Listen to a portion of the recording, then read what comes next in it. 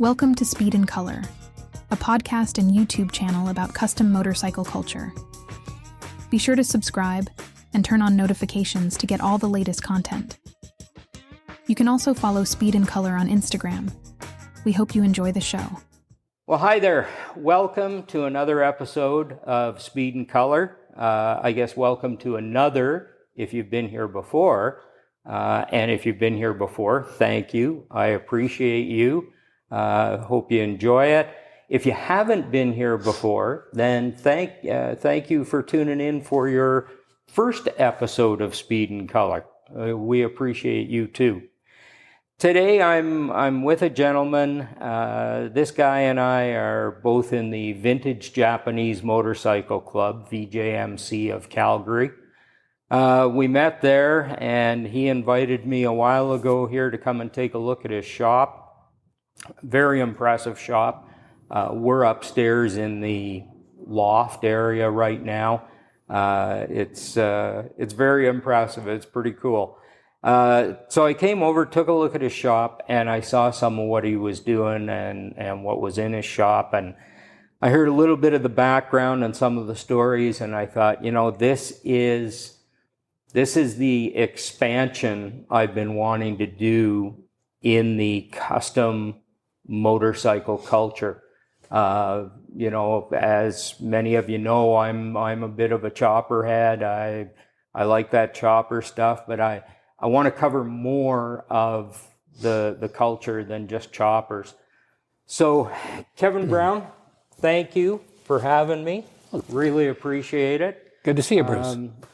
Kevin has some very cool bikes here. We're going to take a look at a few of them, and actually I'm hoping that this will be a 2-episode deal that we capture here today.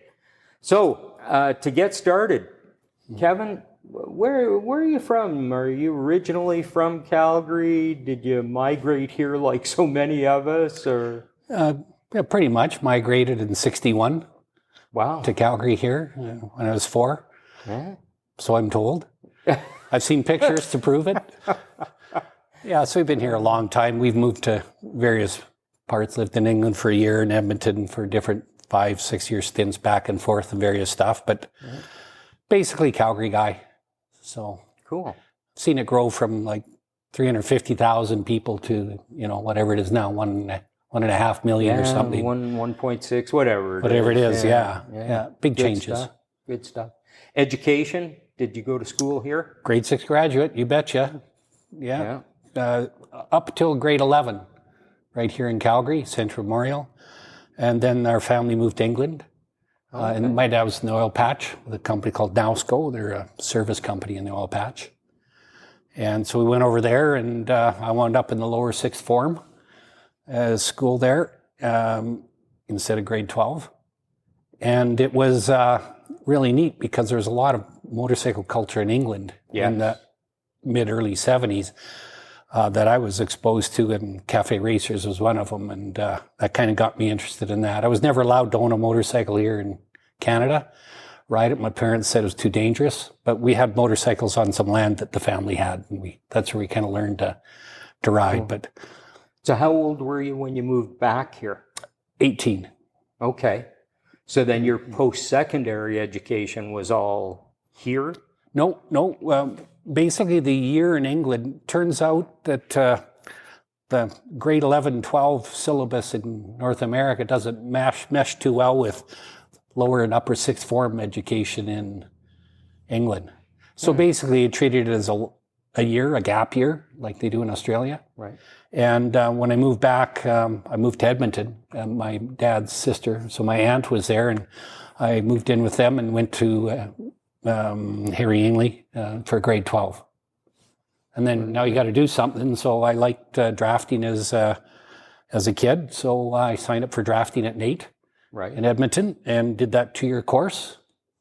Yeah, a couple of years drafting as a professional draftsman, structural draftsman. Yeah.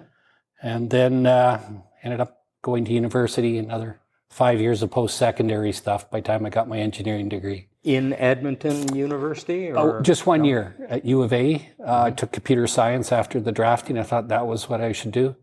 Turns out, no. Who knew? A missing comma back then was killer to compile a program. It was really frustrating, right? Yeah. So I ended up applying at UBC, U of S, U of C, and U of A to transfer into engineering. And there's a quota system on transfers into some of these programs, and I couldn't get into civil they'd had their computers, science guys, or how many spots were filled. But I accepted at the other three, and my folks had moved back to Canada in 81. So I just moved in with them for a year, started my first of 4 years at U of C, and then, Right. finished things off there and graduated from there in 85. So Cool. Good stuff. structural engineer. So you weren't allowed to have a motorcycle when you moved back to Canada, but now you have lots of motorcycles. Well, So there's a bit of a correction how- there, Bruce. When I was living at home, I wasn't allowed to have a motorcycle. Oh, okay. So when I moved to Canada and they're in England, the first thing I did is bought a new motorcycle. So it was a 75 Yamaha TX 500 twin, which I immediately put Clubman bars on it, like Cafe Racer and stuff. Right. Yeah. So that didn't please them at all. Cool. So how, I want to know, obviously when I look around here and I see the different motorcycles you have, I find you to be very interesting because there's a cross between a passion and a mechanical need to know almost. You're an interesting mix of this mechanical side and this passion. How did this develop? How did it come about? Well, nobody's really ever called me interesting. So, no, maybe put your glasses on again, Bruce. Maybe that's the problem here. My dad was very handy. He could build anything out of wood. Right. He wasn't a mechanical guy per se, but he could construct stuff. And so, when I was 9, I was in our garage shop building stuff by myself with the lathe, the radial arm saw, the jointer, the bandsaw, the drill press, and all that. So, yeah, I got pretty comfortable with wood stuff. Right. Right.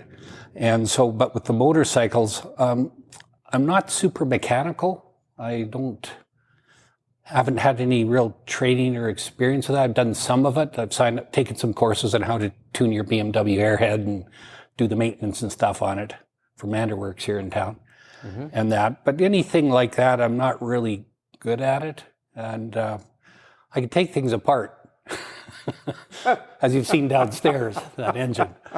Yeah, the reverse part of that isn't my forte.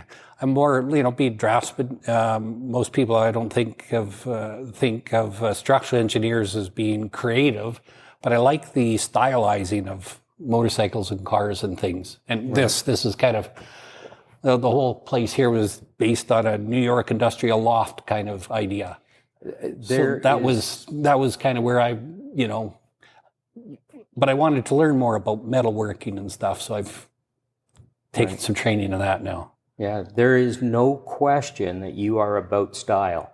Oh, nobody's accused me of that either, Bruce. You're 2 for 2 right now. Well, it adds a lot of flavor to the episode. But anyway, no, it's the style here is fantastic, and thank you. The artwork, the things that you typically don't see. Well, that's my wife's in a shop, and you've explained that that's your wife's, and I know your secret behind that. Yeah. And I'm not going to give it away. Okay, yeah.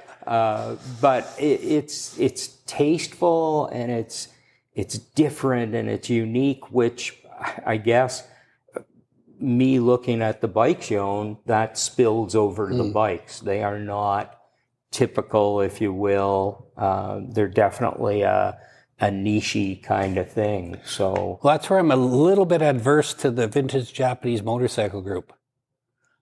Because almost everybody there wants to put it back to original. Right. And I'm saying, that's great. You can show your mechanical skills, your painting skills, your aesthetic skills, all that. I'd like to be able to do all that, but I want to make it original, unique. Right. To show some design elements or a concept or whatever you want to call it. And so even your basic bikes, I do something to them. But I think if you've got the skills to do the restoration, you have to do that anyways when you customize something, say a chopper, but then you add the design flair and element and focus as well. Right. So that's where I'm a little bit adverse, because everyone's putting them in our club back to original. And I think you and I share some common ground there. Absolutely. In that I know there's a lot of guys in the club who look at what I'm doing with, Yamaha XS650 chopper. That is not what they would do. Yeah. And nobody frowns on anybody in that club. It's a great social club. And it's a melting pot of folks, for sure. Yeah. We have wonderful members and everybody's really good. But I'm sure there are some guys who look at what I'm building and go, scratch their head? Yeah, maybe not. Yeah. So. Well, you'll like it at Atomic then. There's some choppers and really unique stuff there. Cool. Check that out. Right on. Yeah. How long have you been a VJMC member? I think I was there the sixth guy.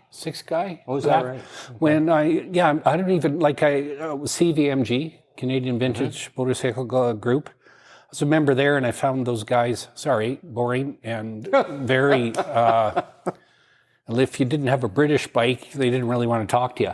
Right. Very closed. And so I was looking for another club, and I don't even know how I came upon the VJMC, but the first meetings were at Len's Den at the Ambassador Hotel on 16th Avenue in the basement. Great chicken wings, by the way. They're in good salads, too. Amazing. A real dive bar sort of thing. Right. And there was Wade and I think Bruce and Larry and that might have been it. I'm thinking I missed somebody there. Yeah, so I, however I found out about it, I went to that.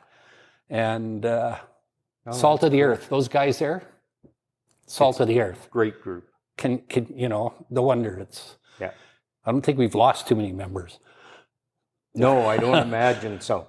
Right. It seems to be a pretty solid group. And the way Karen and I were welcomed is just unbelievable. Yeah.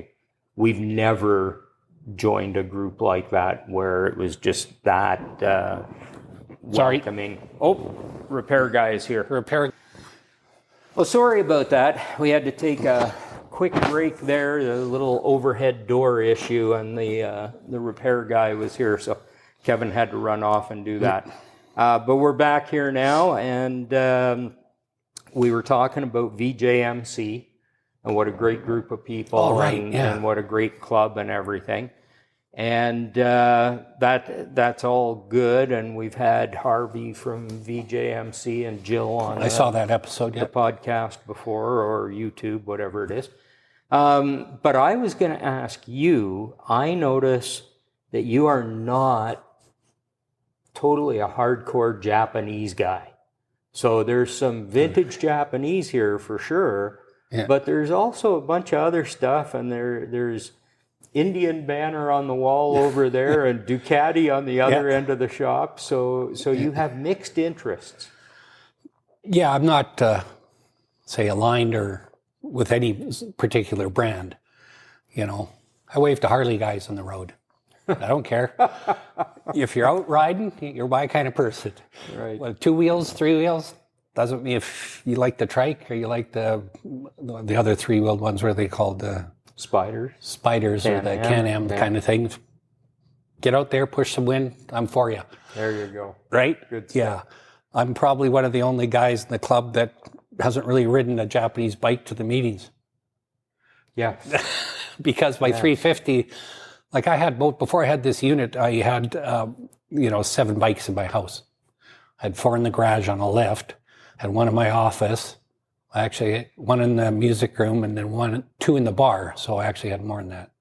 And so a lot more just displayed. Now that I got them here, I'm getting them riding again and stuff. And so the CB350 is to get that going.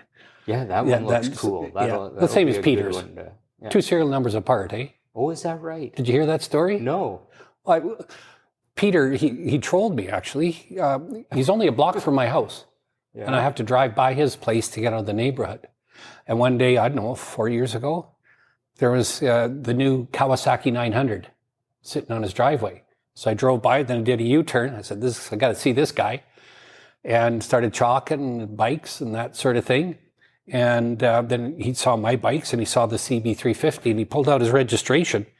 And his registration was serial number, one number different than my bike. Wow. And that was from the 70s. Yeah. 74. Mine's a 73. He had a 73 as well. I said, well, that was close, Peter. I mean, if this was your old bike, I'd have to sell it to you because it's your old bike. I believe in karma. Right. And the bikes know certain people. Sort of like dogs. If you're a dog person, dogs know. Right? There you go. So he went looking for a 350 and he found one, I think it was in Edmonton. And he brought it back and it was one serial number, the other side of the bike he had. So he had, say, 000 and I had 99, right, 99 and he had, 001, his other bike. So pretty unique. It's surprising how they don't get very far away from where they started were originally, because even now a dealer will get VINs that are, if he gets several bikes in from the manufacturer, the VINs are going to be very close. Oh yeah.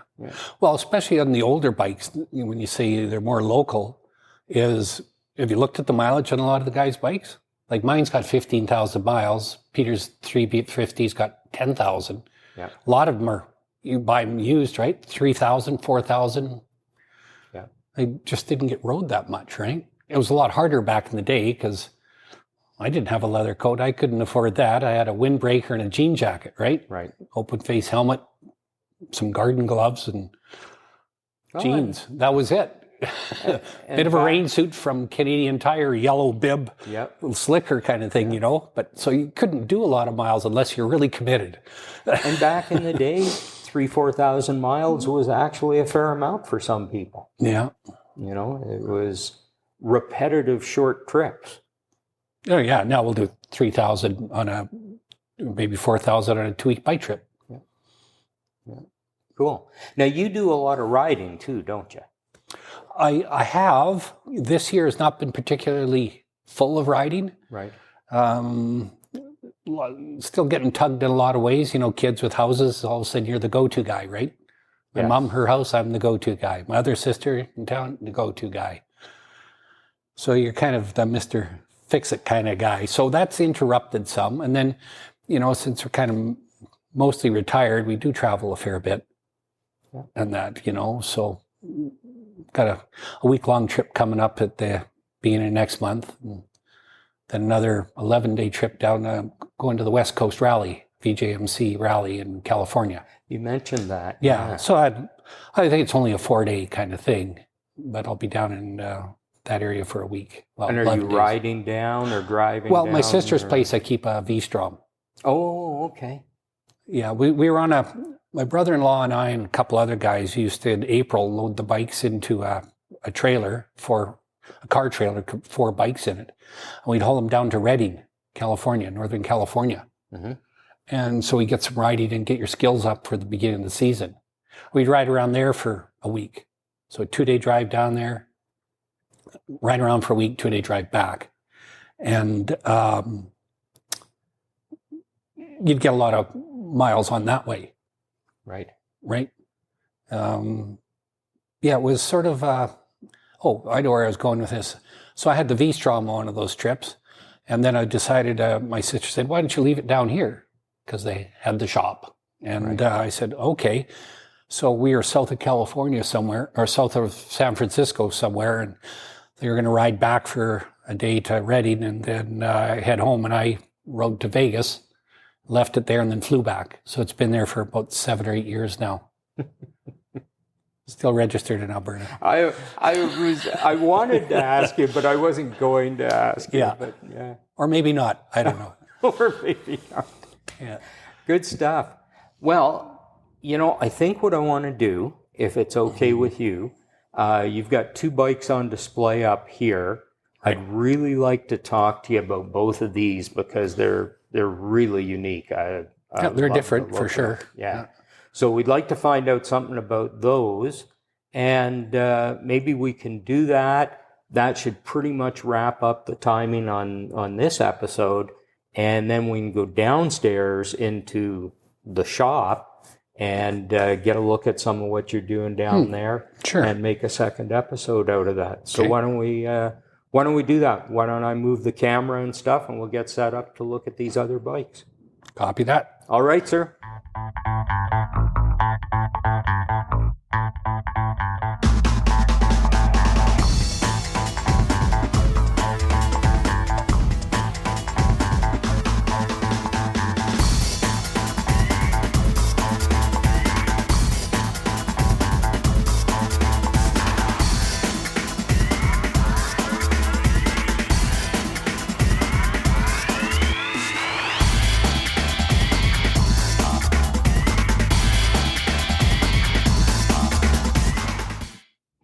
All right, here we are. We're still up in the loft. This is just kind of opposite of where we were sitting. And I apologize, lighting may not be ideal, but we're doing the best we can in a loft kind of situation here. This bike is amazing. Of course, being that I work for Honda, I have a little bit of a soft spot for Honda. But just a great bike, a very cool cafe racer. I like these small CC bikes, the smaller bikes. They're really cool and a lot of fun to ride. I've put a couple together, not to this level, but I've put a couple smaller ones together. And riding small CC bikes is a lot of fun. Absolutely. For short journeys, not necessarily going to Vancouver or something, but short stuff is really, really good. So, Kevin, I guess where did this start out? What did it start out as? And then maybe you can explain to us how it's evolved into what it is now. Well, that story is pretty short because I didn't do all the mechanical on this. This motorcycle, it's actually a vintage a vintage racer. Mm-hmm. Raced down in the States. So at my sister's brother-in-law's shop in Vegas, they purchased this. I'm not sure if it was a direct buy or if it was a trade-in or something. And it would look like that there, white and silver. It was kind of a blah kind of setup. And this is actually the British would call it a Bitsa bike. So it's got a bit of this, a bit of that, and everything. So originally, this is actually classified as a 1968 Honda 250 vintage racer. Now, I can't remember all this stuff since I've written down, so that's good. So it's got a CL175 donated the frame and clutch, the sloper motor, welded 1 liter deep sump, and 5-speed transmission. That was the CL175. And then the CB200 cylinders bored to 250, 246, cylinder head, cranks, rod, clutch, and tachometer. That was from the CB250 or 200. CB350, the forks rebuilt for racing, and the swing arm from the 350. So you kind of getting the bits apart here. Yeah. And then there's the custom parts. And so it's got some KZ 650 pistons in it. Beats me. Electrics. So it's a total loss system. You have a battery. It's got no starter. It's got no alternator. It's a race bike. So they went for clearance and lightness and all that. So to back up to the pistons, because now you got me interested. So if they're from a KZ 650... Well, 2 of them were. Exactly. The KZ would have been a 4-cylinder. Yeah. This is a 250cc, so you take 2 of those pistons. You got 325. Yeah. I don't know the mismatch here, what's going on. Depending on bore, stroke, all kinds of stuff. It also also depends on the guy selling this this is the story that he'd given, right? So, I don't know. I wrote it in Las Vegas, they have a big parking lot, so I was ripping around there. Got some movies to prove it.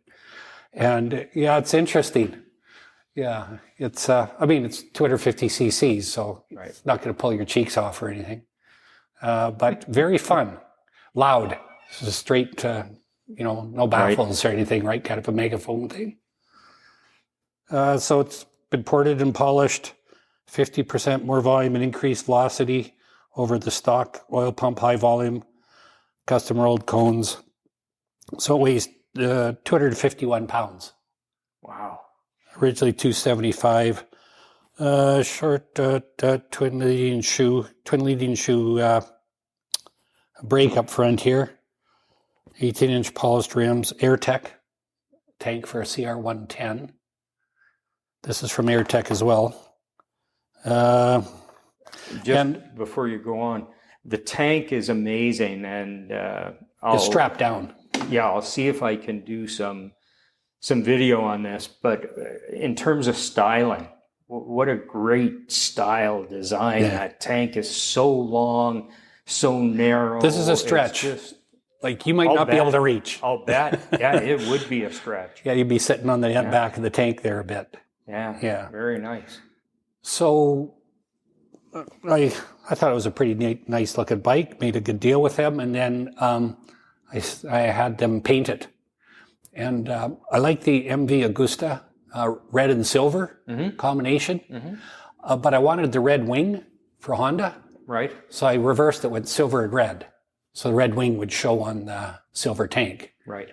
And then I mocked up about 6 different styles. I did a little program, kind of took the picture and all sorts of different stuff, and settled on this red silver color with the black band separating it, and then the stripe down the back and the front here. And then, so that's the red and silver. And then the decals I just bought because they look racy, the Champion, the Shoei, the Moto, HRC, that sort of thing. And then the number 16, I put that on all my bikes, even my car. I noticed everything says 16 on it.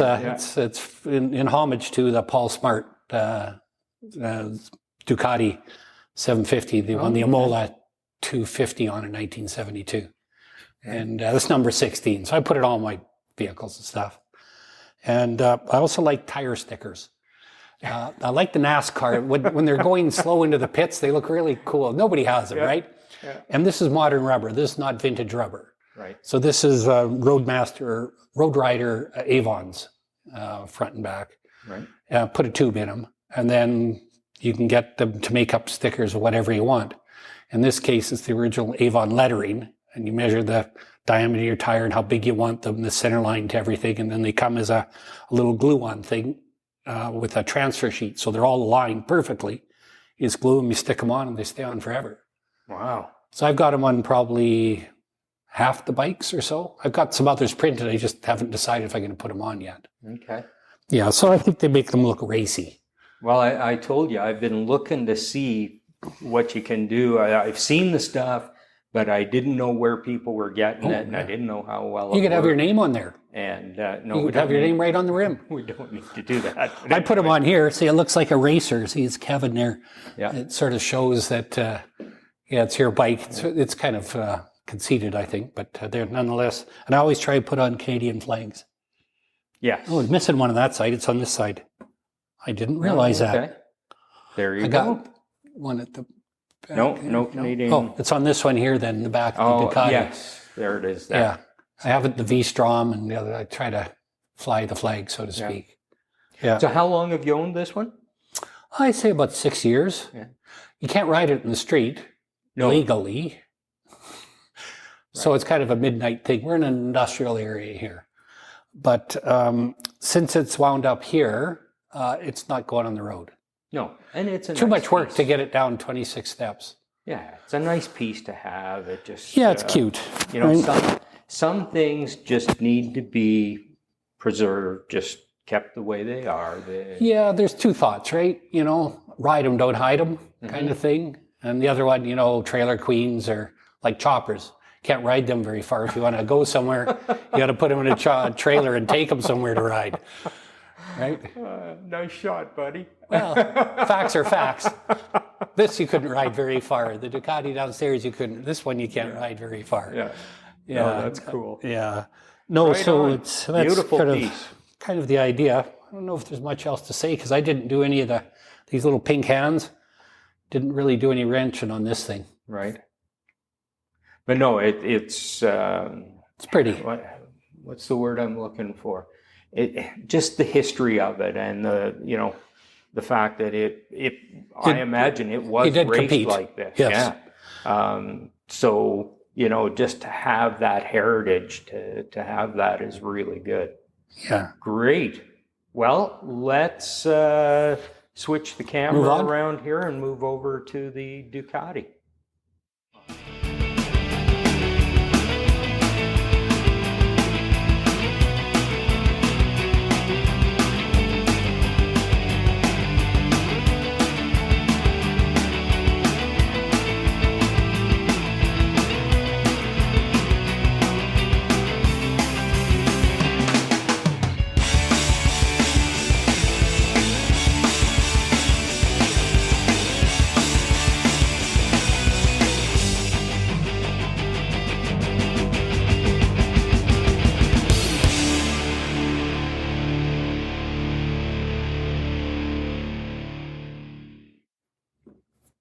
All right, we got the camera moved over to the other side of the room here, and I have no idea what to tell you about this bike. I'm just going to turn it over to Kevin and say, tell us what the heck is going on here.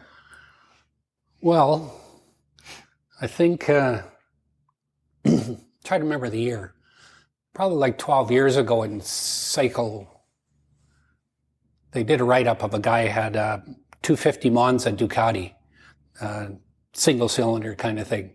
And he'd cafe'd it and used a gas tank from a Benelli 260 and had cut the swing arm off and built a new one with an arch.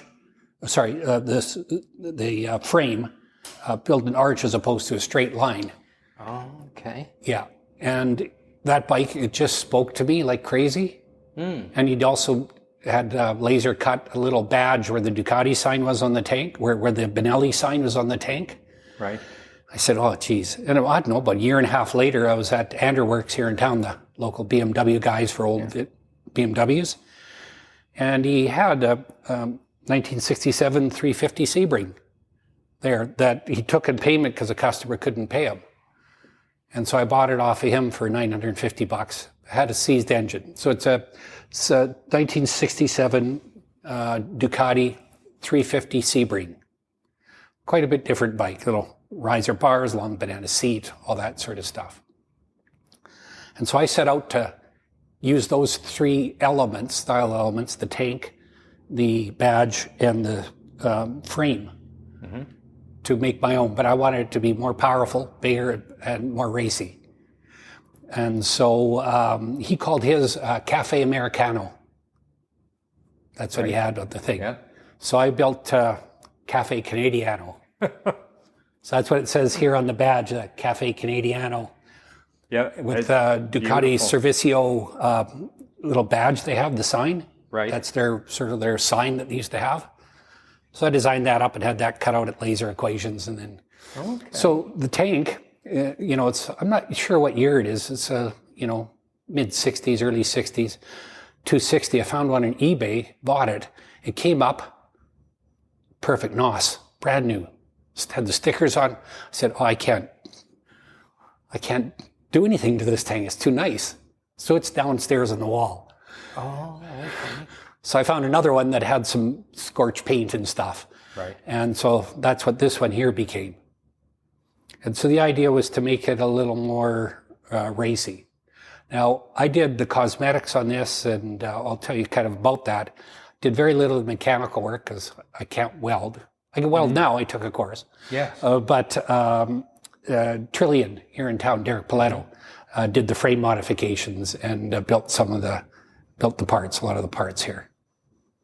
So, it was a process. I mean, by the time I started to finish, probably 5 years. It takes money, takes time. You gotta wait for parts, you gotta whatever, you forget about it, you get back on it. What about the engine work? Who did so the engine was seized, and that's difficult to get a piston out of there. So I met this guy, Derek I have to think of his name here. And he has a Ducati 900. He's a machinist plus a, what's the other trade? It's machinist. Millwright? Millwright. He was both. Okay. So I had a real good feeling. And he rebuilt the engine. And I'd had it, I like the black cylinder, like the old style from the 60s kind of black cylinder. So I had that. So I had to get bored out because it was seized and different piston. And so I had that powder coated that I'd consolidated compressor, rent their blasting boost, and I blasted the whole thing except for the side covers, clean it up. Then I had it powder coated to clear all the parts that aren't polished. Oh, okay. And just so that dust and dirt wouldn't stick to it. Yeah. And then on the gazer panel here and the side covers, polished those up. So it had that sort of Did a little you do bling. that yourself? That's a really ugly job to polish. I've done little stuff. Isn't it though? Found a guy. There you go. Yeah. So he did all the polishing. Basically, it's just the motor here, right? The side panels, the cover here for the points, the gazer, and both sides. That's about it. So then we had an engine, and Derek modified the frame, told him what I wanted. He had the pictures of that. And the guy who did that bike originally at Cycle World was Cycle World? Cycle World. I think it was. Yeah. Dave Hartleap. That was the guy. He had 2 of these that he made.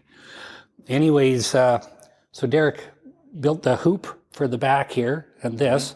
And then I drew this out, a frame to scale, and he actually bent this out of metal. Okay. Hump here, and that hides the battery and stuff in there. And then I went whole hog. These are Works Performance shocks set for the geometry of the bike and my weight. And these are real reservoir shocks, not like the Japanese knockoffs I have on that other bike down there. Right. These were real.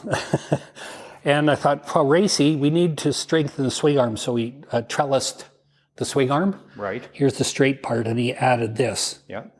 Because again, for stiffness. Yeah. And then I'd been in Europe, and I brought back some euros. So this is a €1 coin, and it's Leonardo da Vinci's Vitruvian Man. And he made just a little plate that would fit in there, so it's the cover for the swing arm pivot there. Very good. So that's kind of good. And then this is, what's that gal's name that does the seats here in town?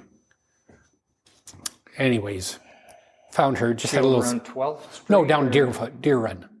Oh, I know. Yeah, I forget. I have to look her up. So she made this seat. It's kind of like kangaroo, and then this is a plasticky, kind of a carbon fibery kind of looking thing. Right. So my whole idea with this was modern retro. And that's why it's an MR, modern retro, 348. Right? So Ducati, I traced the Ducati LED numbers off of the 998 or the 840, 748 or whatever, right, and made this into a 348, chopping parts of the 8 off. Had these stickers made up of a guy I use. And because they're all like 748, 998, that sort of thing. They have that. So I went for the MR 348.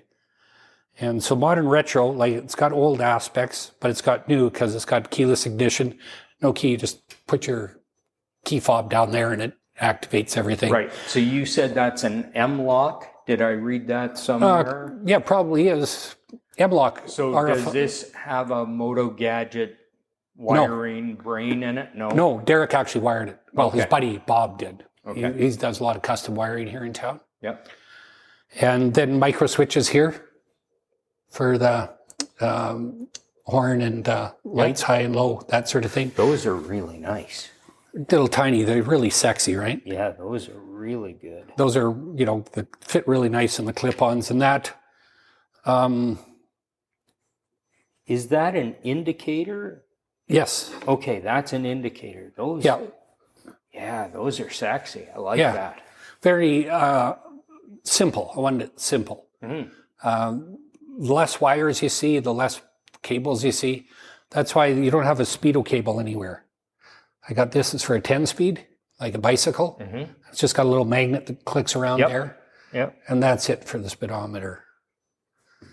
And then this coming out of here is actually your wiring, I Yes. take it.